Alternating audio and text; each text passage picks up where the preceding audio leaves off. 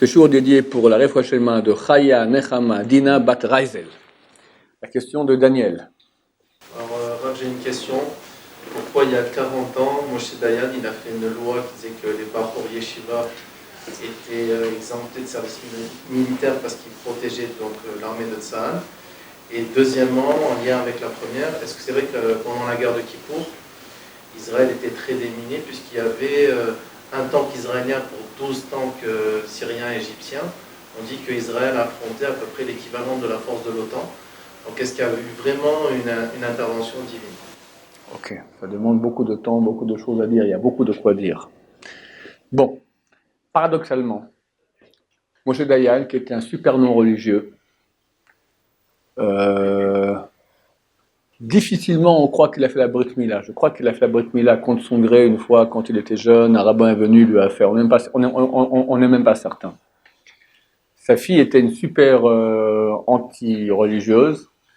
Je me souviens à l'époque où la première, il y avait une photo d'elle en bikini sur la plage, à Yom Kippour. À Yom Kippour, je vais à la plage, d'accord, en première du journal, pour montrer qu'elle était super contre.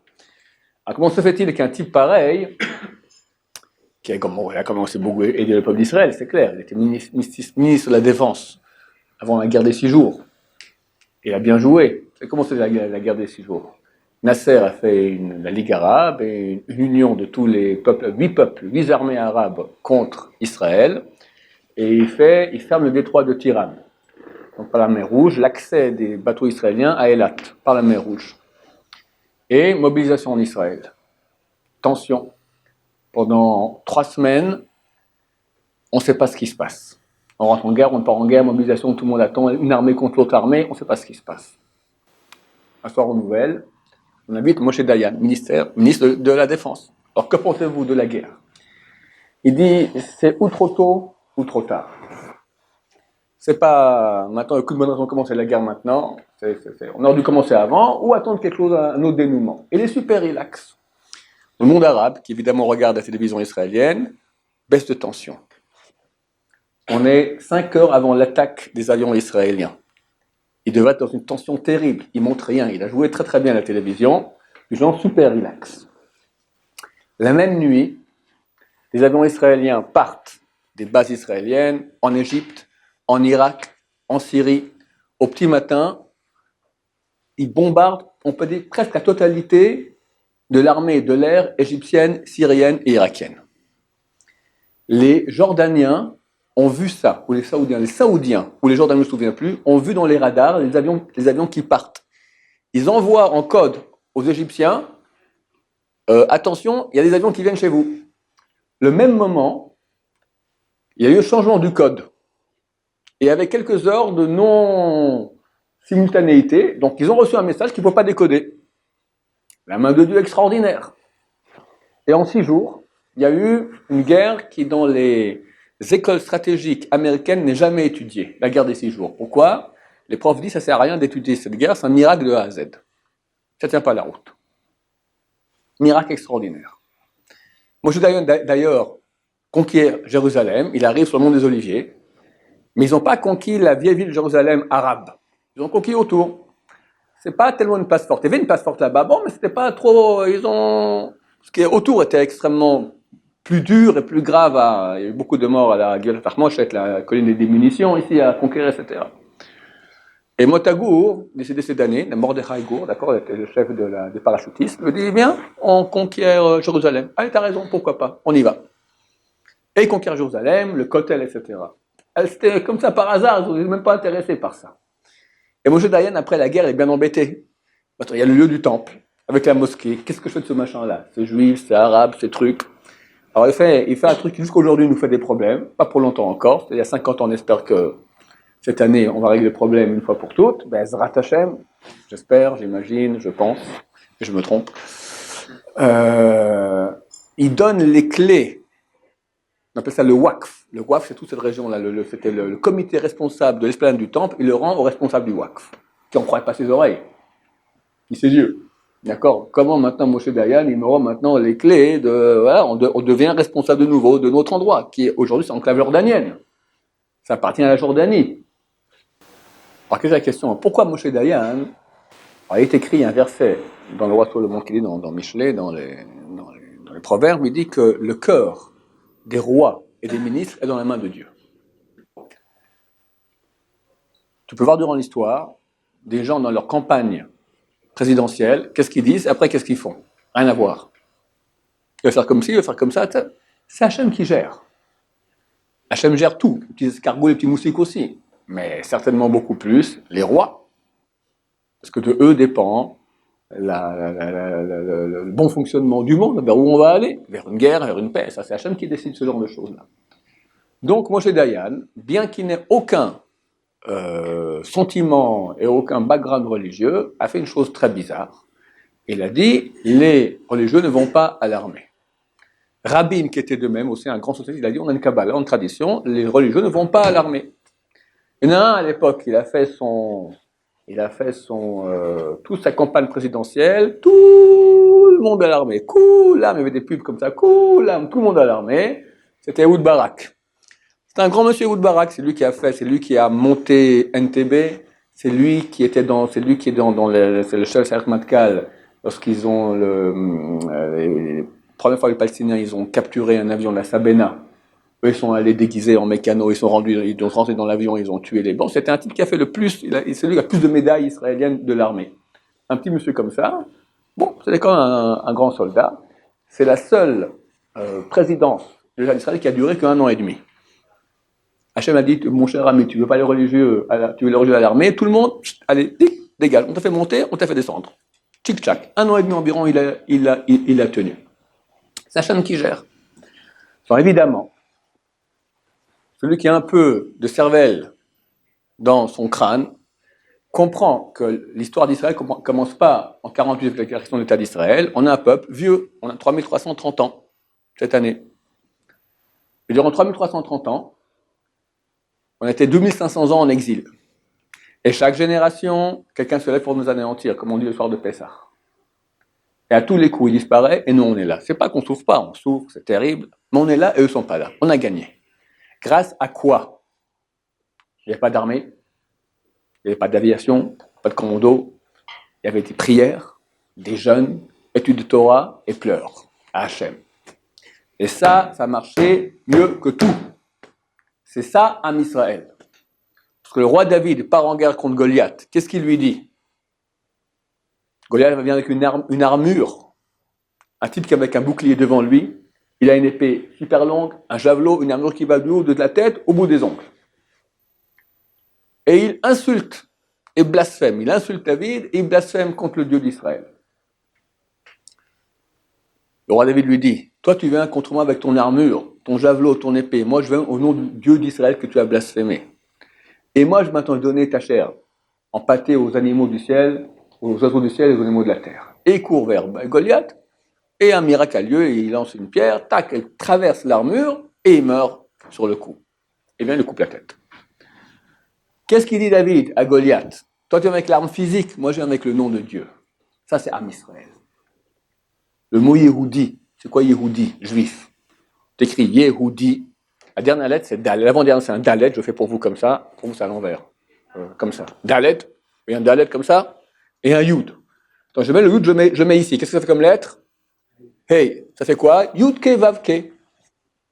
Un juif, il porte le nom de Dieu en lui. Comprenez? Yehuda. Yehudi, c'est quelqu'un qui vient de Yehuda.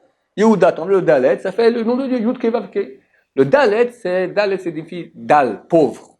C'est le dernier He qui est pauvre. La présence divine qui correspond au dernier He du nom de Dieu, qu'elle est en exil. Mais on a le nom de Dieu avec nous. Alors elle est en exil, il y a de la souffrance, c'est difficile. Mais tu ne peux pas éliminer le nom de Dieu, il est éternel. Donc tous les peuples qui sont opposés à Israël disparaissent et nous on reste. Ça c'est la leçon du peuple d'Israël face à toutes les nations. Et comme promis, on revient en terre d'Israël. Ils n'en reviennent pas. Avec capitale Jérusalem, ils n'en reviennent pas. Il n'y a que Trump qui a dit, et Pence qui était là maintenant il y a une semaine, il a dit c'est une erreur de l'histoire, on aurait dû dire ça il y a 70 ans, que Jérusalem est la capitale d'Israël. Ouais, c'est pas maintenant qu'il fallait le dire, il y a 70 ans déjà, il s'est trompé, il y a 70 ans exactement, 70 ans, la création de l'État d'Israël, c'est ça. Pourquoi les goïms ne veulent pas reconnaître ça? Pas à cause des Palestiniens, parce que c'est incroyable qu'un peuple, après 2500 ans, revient sur sa terre, D'autant plus que les chrétiens ont dit que c'est impossible. Les chrétiens ont écrit, le peuple juif est condamné à vivre en exil, toujours, pour montrer un exemple au peuple comment Dieu châtie ceux qui refusent de reconnaître Jésus. On revient en Jérusalem, ils l'ont eu dans le baba.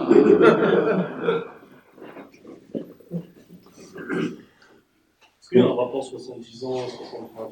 Je suis convaincu qu'il y a un rapport de toutes ces choses-là. On est 70 ans après la création de l'État d'Israël. On est un siècle après la déclaration de Balfour. On est un siècle après l'entrée des Anglais à Jérusalem, 1917, décembre 1917. On est 50 ans après la guerre des 6 jours. On est 1300, bientôt 80 ans après le début de Ishmaël. Tout converge.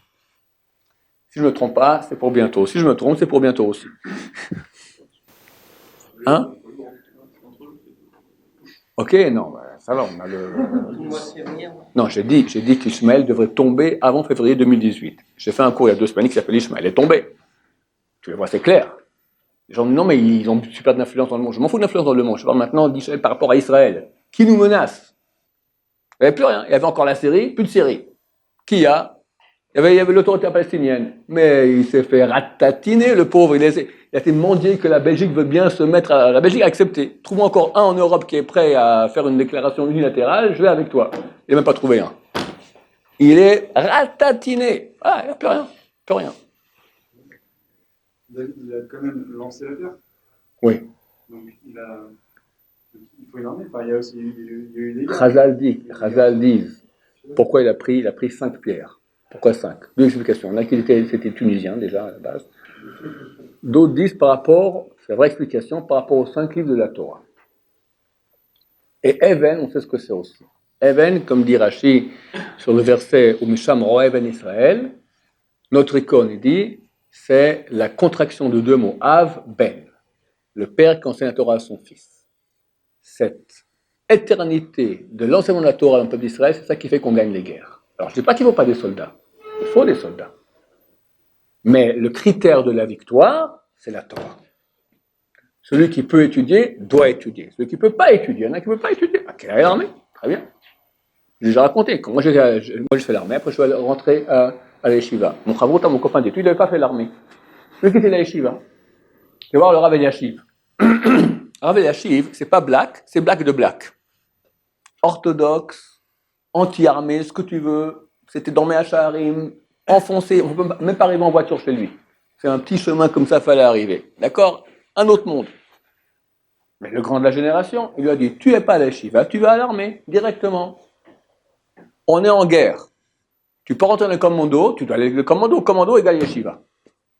Tu ne veux pas dans les commandos, ok, alors il y a d'autres armes.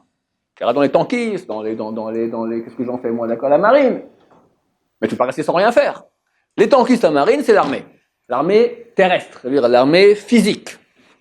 L'armée spirituelle, qui est le critère de la victoire, que c'est marqué dans toutes les Makot, page 10. C'est marqué, Omdot Ayu Raganu Beshar Yerushalayim, nos pieds se tenaient debout dans tes portails Jérusalem. Dit la Gemara, grâce à quoi nos pieds se tenaient-ils debout dans les guerres d'Israël, au combat on gagnait, grâce au portail de Jérusalem dans lequel on étudie la Torah. Le critère de la victoire, c'est la Torah qui est à Jérusalem. Ou à Bnei Brak, peu importe, la Torah qui est dans le peuple d'Israël. C'est grâce à ça qu'on gagne. Alors, il faut aussi des gens qui jouent la comédie, comme dans tout. Tu vas pas, la Parnassa vient maintenant Hachem fixe maintenant combien de Bracha Torah, Parnassa. Alors tu restes dans ton hamac et tu fais rien. Il faut aller aussi travailler un peu. Ok, c'est aussi de loot. Il faut jouer la comédie. Comédie. Mais vouloir prendre des gens qui sont dans les chivas et mettre à l'armée, c'est du suicide. Et ça, les grands d'Israël, c'est quand je parle des présidents de l'État d'Israël, ont compris ça. Et ils ont toujours dit comme ça, toujours, jusqu'à aujourd'hui. Maintenant, les miracles qu'il y a eu durant la guerre de Kippour, c'était terrible la guerre de Kippour. Et là, je vous dévoile des choses qui sont connues sur Internet en Israël, et même un film qui est passé à la télévision, mais pas connu du monde francophone. C'est une histoire absolument sordide et terrible. Alors, je vous la raconte ou pas? Bon.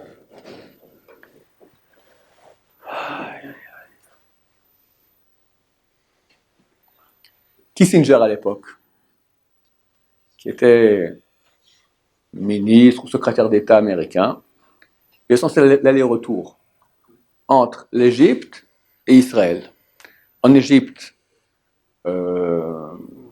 Nasser a décidé quelques mois après la guerre des 6 jours. C'est les kabbalistes ici de Jérusalem qui l'ont fait. Ils ont fait un pouce à l'Enoura, ils ont fait un truc. Ils vont en noir. Enfin, ils ont fait un truc pour que son âme soit déracinée. Il est mort quelques semaines après, à Hashem. Et il y a eu Sadat à la place, Anwar el-Sadat. Alors, ça, j'étais prêt à faire la paix. Mais, nous n'étions pas au courant. Et il y avait des pourparlers sans cesse. Et tout à coup, guerre de Kippour. On ne comprend pas. On ne comprend pas. Quelques jours avant la guerre de Kippour, l'État d'Israël demande d'enlever toutes les mines qu'il y a sur la ligne Bar-Lev. La ligne Bar-Lev, c'est donc la frontière israélienne était sur le canal de Suez. L'autre côté du canal, c'est égyptien. De ce côté, c'est Israël. Enlever toutes les mines. Ensuite, Yom Kippour arrive. Les commandants disent qu'il n'y a pas assez de force sur le front. Et on envoie des messages. Et on voit qu'à la direction, ils ont dit non, tous les soldats qui rentrent à la maison. La majorité. On ne comprend pas. On annonce qu'on voit qu'il y a des préparatifs de guerre chez l'ennemi. Aucune réponse de notre côté. Idem en Syrie. Et tout à coup, le jour de Kippour, l'armée égyptienne, l'armée syrienne rentre au Sinaï et dans le Golan. C'était terrible. Il y a eu plus de 2000 morts durant cette guerre. Il n'y a eu aucune guerre d'Israël qui a eu autant de morts. Et Baruch Hashem, grâce à des miracles extraordinaires qu'Hashem a fait, on a pu récupérer. Ariel Sharon, il y avait le troisième armée, on va dire que ici c'est le canal de Suez. Les Égyptiens rentrent dans le Sinaï. Ariel Sharon, avec sa brigade de tanks, avance sur le côté. Il arrive au détroit du Mitlé et il le dépasse. On lui dit arrête-toi. Il dit mais je peux continuer tout droit. Arrête-toi. Il dit Sarep Kouda, je refuse l'ordre. C'est très grave. C'est un jugement en tôle pour quelques bonnes semaines ou mois, un truc pareil. Tu refuses un ordre de ton commandant. Il continue tout droit. Et il traverse le canal de Suez. Il arrive jusqu'à 101 km en Égypte, près du Caire, et il coupe les voies d'accès entre les Égyptiens et la troisième armée, l'armée égyptienne comme la troisième armée. Ils se retrouvent coupés de leurs sources, sans eau, sans vivre. En quelques jours, ils ne peuvent plus bouger. On ne l'a rien fait. Après une victoire pareille, due à Ariel Sharon, il ne faut pas lui dire maintenant tu vas en tôle. Tu as bien fait de refuser l'ordre, mais il a risqué gros. Pourquoi l'armée lui dit arrête-toi? Au contraire, continue, tu t'avances, vas-y, fonce. L'histoire, elle est terrible. Elle a été dévoilée il y a quelques années par un film documentaire qu'ont fait les 3 filles du premier commandant d'escadrille de Mirage israélien. Il s'appelle Joe Alon. Premier chef d'escadrille d'escadrille Mirage en Israël à l'époque. Un film qui s'appelle Efo Abba, où est papa? À un moment, il quitte l'armée et il devient envoyé des Israéliens en Amérique pour les questions de sécurité. Il a 3 filles jeunes, tuées à la maison en Amérique, et un jour il revient d'une réception avec sa femme à la maison. Un type vient, c'est en 73. On est environ 6 mois avant la guerre de Kippour. Vient un type en moto, s'arrête, lui tire 3 balles dans le dos, se ramasse pour prendre les douilles et part. Devant la femme, son mari mort, les enfants, terrible. On ne comprend pas. Moshe Dayan dit, c'est les Palestiniens, on ne va pas les laisser faire, on est contre les attentats, etc. Ils n'ont jamais fait un attentat, les Palestiniens, auparavant. Première fois qu'on entend un attentat des Palestiniens. Il n'y avait jamais eu auparavant. De plus, ce n'est pas une façon palestinienne. Palestinien, qu'est-ce qu'il fait? Il envoie une grenade et tout saute, avec la femme et le gosse et les enfants. Il vient, il tire 3 balles, il prend les douilles, il part. C'est pas du travail palestinien. C'est pas leur habitude de travailler comme ça. Elle commence à faire des recherches. Et un jour, le chef de l'armée de l'air, Ezer Weizman, il s'appelait, qui était un copain de son mari, Joe Alon, il dit, ton mari, il buvait beaucoup. Et il parlait. Ça a mis la puce à l'oreille. Et elle a continué l'investigation, le truc, il est comme ça. En fait, Kissinger a convaincu Golda Meir de faire la paix avec l'Égypte. Et on voulait la paix avec eux. Alors Sadat dit, je ne peux pas. Si je veux faire la paix maintenant avec Israël, après la guerre des 6 jours, je suis en position de vaincu. Et pareil, avec tous les Arabes autour de moi, si je dis maintenant je veux faire la paix, c'est encore plus, c'est vaincu plus que vaincu. Ils vont avoir ma peau. Je ne pourrais pas faire un truc pareil. Faisons une soi-disant guerre. On me laisse gagner maintenant, je rentre sur le Sinaï, je gagne 10 km, 50 km dans le Sinaï, et là on s'arrête. Comme ça, j'aurai une petite victoire, et on fait la paix. C'était super secret. Joalon était au courant, et il parlait. Et si un truc comme ça se savait, c'était la fin des haricots. Vous pouvez aller voir ce film, qui s'appelle Joe, Où est Papa, d'accord, qui montre avec beaucoup plus de preuves, comme quoi c'était un coup monté israélien, américain, israélien, égyptien, qui a coûté 2000 morts. Hélas. Au Golan, on a des miracles extraordinaires. Les Syriens ont conquis le sud du Golan, sont arrivés, ils avaient un programme d'arriver jusqu'au Jourdain. Le Golan, il s'arrête au Jourdain. Ils avaient un programme d'arriver en 36 heures au Jours-Dain. Ils sont arrivés en 24 heures. Ils ont eu peur d'un piège. Ils sont partis, ils sont repartis. En tout cas, ils sont mis un piège pas normal. Les Israéliens sont forts, il faut rentrer dedans, après ils vont nous couper, tac, on va être fichus. Ils sont repartis. Ça, c'est dans le sud, où ils ont vraiment réussi à rentrer. Bon, il y avait très peu de temps dedans. Il y avait, si je me souviens bien, 2 Gdoudim, ça fait peut-être, allez, 60 tanks dans tout le Golan. 30 dans le sud, 30 dans le nord. Dans le nord, Victor Kahalani, chef du Gdoud 7, numéro 7, contre 2000 tanks. Il a 30 tanks contre 2000 tanks syriens. Et les a arrêtés. On a arrêté un des généraux syriens, on lui a dit « Pourquoi tu n'as pas avancé ?» Il dit « Vous croyez que c'est facile d'avancer quand tu vois devant toi un ange qui te dit « Arrête-toi » Un ange qui te dit « Arrête-toi » Et du miracle extraordinaire. Dieu a eu pitié de nous, on était complètement ratatinés à Kippour. Comme ces bêtises de Golda Meir et Kissinger et compagnie. D'accord ? 73, la guerre de Kippour. En 73, il n'y avait jamais d'attentat. Ça se peut que je ne sais plus si maintenant il y avait eu juste l'attentat des athlètes aux Jeux Olympiques. Je crois que c'était en 73 aussi à Munich. 73 aussi, ça commençait. Les pogroms, c'est des attentats, c'est pareil. Pogrom. Quel pogrom? 1929. Avant, ok, ça c'est pas, ok, mais c'est pas les attentats comme ils faisaient. Aller en Amérique, tuer quelqu'un, un Israélien, machin, ça n'existe pas un truc pareil. Voilà, messieurs. Donc, Baruch Hashem, Dieu nous a protégés, pas parce qu'on est bon en high-tech, pas parce qu'on a des belles plages, pas parce que les tomates israéliennes sont bonnes, parce qu'Hachem a voulu que son peuple revienne en terre d'Israël pour qu'il y ait ici la Torah. C'est évident. Celui qui ne voit pas ça, il est aveugle.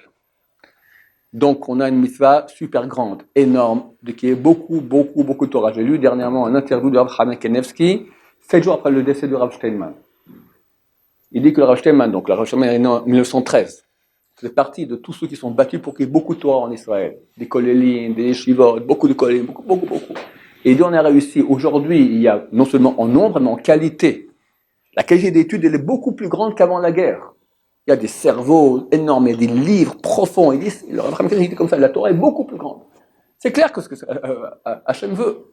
On n'a pas reçu cette terre miraculeusement pour être ici en sécurité, pour avoir la plus sympathique capitale gay au monde à Tel Aviv et avoir du tourisme sympathique avec le Saint-Sépulcre et la mosquée d'Omar. C'est pas le but de la manœuvre. C'est pas ça. C'est évident. Celui qui voit l'histoire du peuple d'Israël, on n'est pas revenu avec ces miracles extraordinaires, avec une Shoah terrible. Tout ça a un sens. Il y a un rapport. Les gens, ils s'arrêtent, ils voient un truc, ils s'arrêtent. Il y a une continuation des choses. Il y a un sens à tout cela. Ça mène vers Mashiach Bezrat Hashem. Mashiach égale Torah. Voilà. L'homme que nous avons, dont on a entendu parler qu'il devait être Mashiach à notre génération, c'était Baba Meir. Il était Torah, toute la journée Torah. Le Rav Ben Salman m'a dit qu'il connaissait tout. Toute la Torah. C'est ça Mashiach. Quand Mashiach vient, qu'est-ce qu'on fait? Chacun prend ses terres, Torah, pas du la Torah. Bezrat Hashem, très bientôt. Baruch Adonai, l'olam, amen, va amen.